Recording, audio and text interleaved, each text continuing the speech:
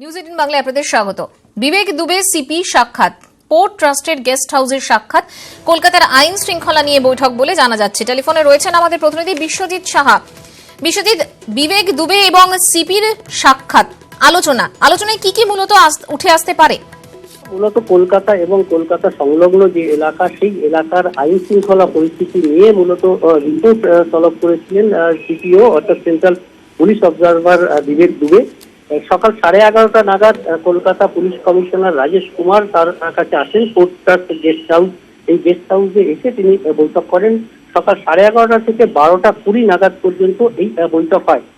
সূত্র মারফত যেটুকু জানা গেছে যে আইন শৃঙ্খলার রিপোর্টের সঙ্গে সঙ্গে কতগুলো বুথ এই এলাকায়, কলকাতা ও সংলগ্ন এলাকা যে লোকসভা আসনগুলো পড়ছে, সেখানে কতগুলো বুথ রয়েছে যেগুলো সেন্সিটিভ বা হাইপার সেন্সিটিভ, এবং সেখানে কি ধরনের নিরাপত্তা দেওয়া যেতে পারে, এই সমস্ত বিষয় নিয়ে আলোচনা হয়েছে। এবং একই সঙ্গে আগামী পরশু দিন অর্থাৎ রবিবার রয়েছে রামনবমী। সেক্ষেত্রেও এখন নির্বাচনের সময় নির্বাচন মিটিং যেমন রয়েছে, তার পাশাপাশি রামনবমীর যে সমস্ত মিটিং রয়েছে সেই সমস্ত ঘিরে যাতে কোনো আইন শৃঙ্খলা পরিস্থিতির অবনতি না হয়, সেক্ষেত্রেও সতর্ক থাকার জন্য কলকাতা পুলিশ কমিশনারকে পরামর্শ দিয়েছেন বিবেক দুবে।